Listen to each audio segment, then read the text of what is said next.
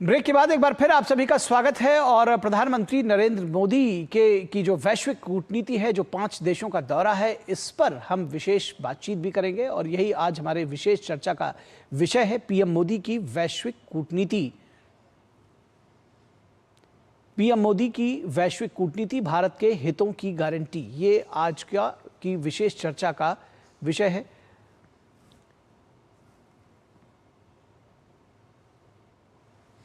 और इस पूरे विषय पर बातचीत करने के लिए हमारे साथ खास मेहमान जुड़े हुए हैं। हमारे साथ अनिल वाधवा, जो कि former Indian ambassador to Italy रहे हैं, काफ़ी सारे पदों पर रहे हैं, सीनियर डिप्लोमेट रहे हैं, वो हमारे साथ जुड़े हुए हैं।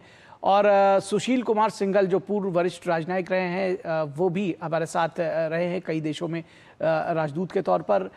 तो दोनों एम्बेसडर्स का स्वागत है, एम्बेसडर अनिल वाधवा और एम्बेसडर सुशील कुमार सिंघल का।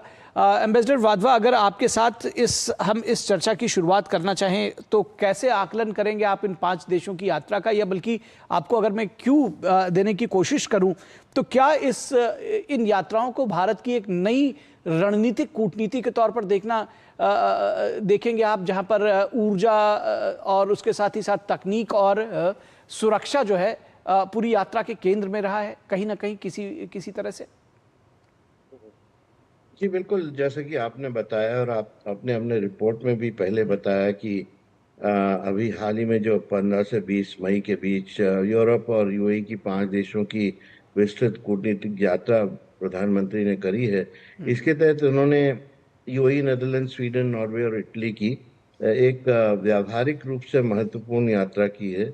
और इस दौरे को भारत, यूरोप और भारत गल्फ रिश्तों को नई ऊंचाइयों पर ले जाने वाला कदम माना जा रहा है। विशेष रूप से मैं समझता हूँ व्यापार, ऊर्जा, रक्षा और उन्नत तकनीक जैसे एआई है, सेमीकंडक्टर है, ड्रोन आदि, इन सभी क्षेत्रों में। और फिर उसके बाद जो व्यापार और निवेश को बढ़ावा मिला है, क्योंकि हमने देखा कि यूरोपियन उद्योग गोलमेज गॉथेनबर्ग स्वीडन में हुई थी। उसमें प्राइम मिनिस्टर मोदी ने यूरोपियन कंपनी से भारत में निवेश करें और अभी निवेश करें, इसकी सीधी अपील करी है। और अगले 5 साल में भारत के लिए नई प्रतिबद्धता जताने को कहा है।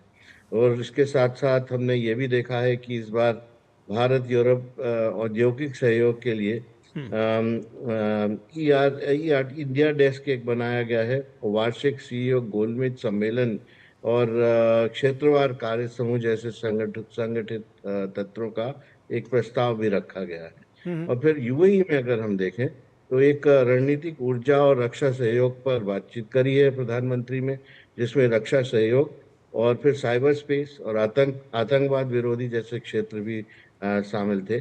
और तकनीक की दृष्टि से देखें तो नेदरलैंड्स के साथ व्यापार और फिर रक्षा, सेमीकंडक्टर, साइबर सुरक्षा और समुद्री सहयोग के क्षेत्रों में संरचित सहयोग को और मजबूत करने के लिए सहमति बनी है। तो बहुत ही ये एक बड़ा एजेंडा था और इसको सभी क्षेत्रों में प्रधानमंत्री ने बहुत ही अच्छी तरह से इसको हैंडल किया है इस बार। जी, एडमिरल सिंघल, अगर आपसे हम इस बात को समझना चाहें कि क्या इस पूरी यात्रा में आर्थिक कूटनीति को आप इस पूरी यात्रा के केंद्र में देखते हैं, जहां पर विदेश नीति सीधे आर्थिक विकास और तकनीकी आत्मनिर्भरता से जुड़ती हुई दिखाई दे रही है? कैसे आकलन करेंगे इस यात्रा का? लेकिन आप जो कह रहे हैं बिल्कुल सही कह रहे हैं। अभी एम्बेसडर वाधवा ने बहुत ही विस्तार में बताया।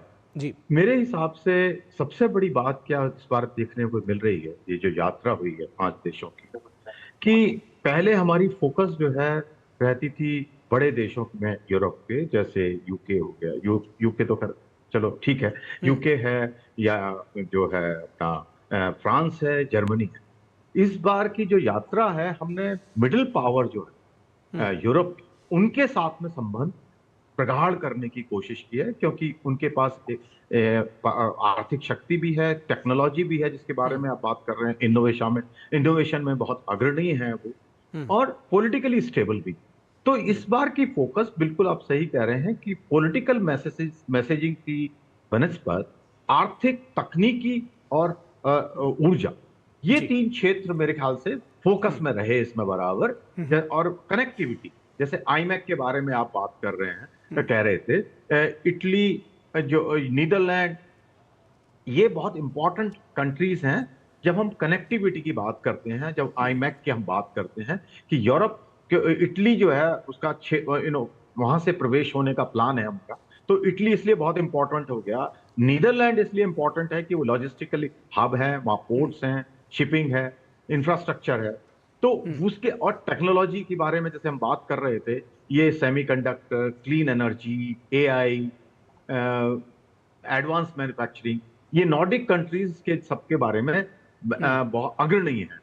ग्रीन टेक्नोलॉजी के चाहे ले लीजिए, आर्कटिक का रिसर्च ले लीजिए, शिपिंग, क्लाइमेट इनोवेशन हो, शिपिंग हो, फिर उसके बाद में डिफेंस का एक बहुत बड़ा क्षेत्र है, जो कि ये मिडिल पावर जो कंट्रीज हैं, इटली हुआ या नीदरलैंड हुआ या स्वीडन हुआ, ये इनकी जो इनोवेशन, इनकी जो टेक्नोलॉजीज हैं, उनके साथ हमारा पहले भी संबंध रहा है, लेकिन जितना अब प्रगाढ़ करने की कोशिश की गई है, कई एग्रीमेंट भी हमने साइन किए हैं, तो वो हमारे लिए एक रिलायबल पार्टनर के रूप में बन के आएंगे कि भारत अब जो है, जो जैसी विश्व परिस्थिति बन रही है, अब कुछ देशों पर रिलाई नहीं करने की कोशिश है। हमारी कोशिश है कि जितना ज्यादा देशों के साथ हमारे संबंध बने और फैले, क्योंकि हमने देख लिया है कि अगर आप कुछ देशों के साथ ही संबंध रखते हैं तो उसमें एक समस्या खड़ी हो जाती है, जो कि हमने गल्फ में भी देखा, अमेरिका के साथ भी देखा।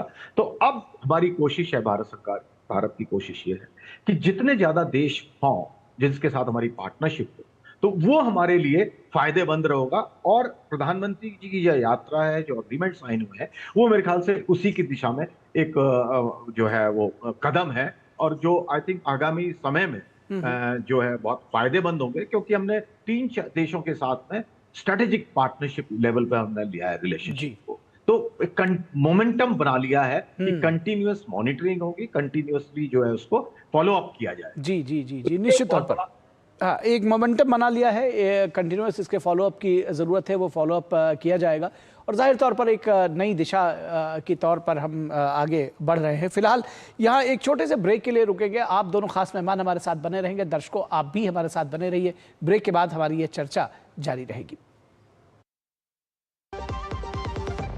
खाने में मेरी क्वीन के लिए क्या है? किंग मटर पनीर, किंग बैगन भरता, king veg pulao, king palak paneer kofta. ये सब किंग क्यों? क्योंकि ये सब बना है MDH किचन किंग से का बॉस। MDH किचन किंग, असली किचन किंग। MDH।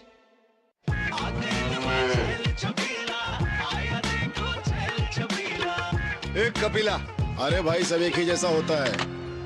ये लो साधारण पशु आहार।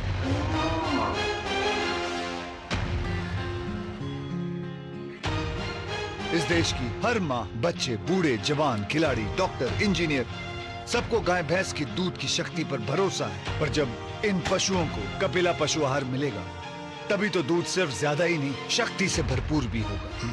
और ये सच जानते हुए चंद पैसों के लिए तुम देश का भरोसा तोड़ दो। माफ कीजिए। कपिला पशु आहार, देश का नंबर 1 पशु आहार। मेरी पसंद, मेरी पसंद, मेरी पसंद, मेरी पसंद, हमारी पसंद, हम सबकी पसंद। मजबूत देश का मजबूत सरिया हो गया स्टील। सर, म्यूचुअल फंड्स के बारे में आपसे एक सवाल पूछना था। सॉरी सर, मार्केट की बात करके आपको डिस्टर्ब नहीं करना था। ऐसे सवाल मुझे डिस्टर्ब भी नहीं कर सकते। म्यूचुअल फंड्स की कोई भी बात हो ना, मैं शांति को साथ रखता हूँ।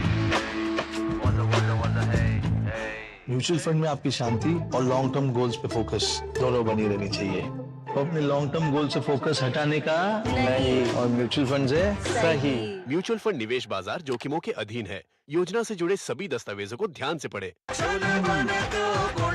गोल्डी छोले मसाले जहाँ जाए रिश्ते बनाए। गोल्डी लाए हैं फ्रेश लॉक टेक्नोलॉजी, जो रखे मसालों को हर समय फ्रेश। स्वागत है आपका ब्रेक के बाद, और हम प्रधानमंत्री नरेंद्र मोदी के 5 देशों की यात्रा पर चर्चा कर रहे हैं। हमारे साथ 2 खास मेहमान, एम्बेसडर अनिल वाधवा और एम्बेसडर सुशील कुमार जुड़े हुए हैं। एम्बेसडर वाधवा, जब हम बात करते हैं इस यात्रा की, यूएई से लेकर के नॉर्डिक देश और इटली तक, आपने देखा कि चाहे इन सभी के साथ Bharat supply chain, green energy और इसके साथ ही साथ सेमीकंडक्टर पर विशेष जोर दिया गया है। क्या भारत दुनिया के लिए एक वैकल्पिक, विश्वसनीय वैकल्पिक पार्टनर के तौर पर उभर रहा है? कैसे आकलन करेंगे इसका?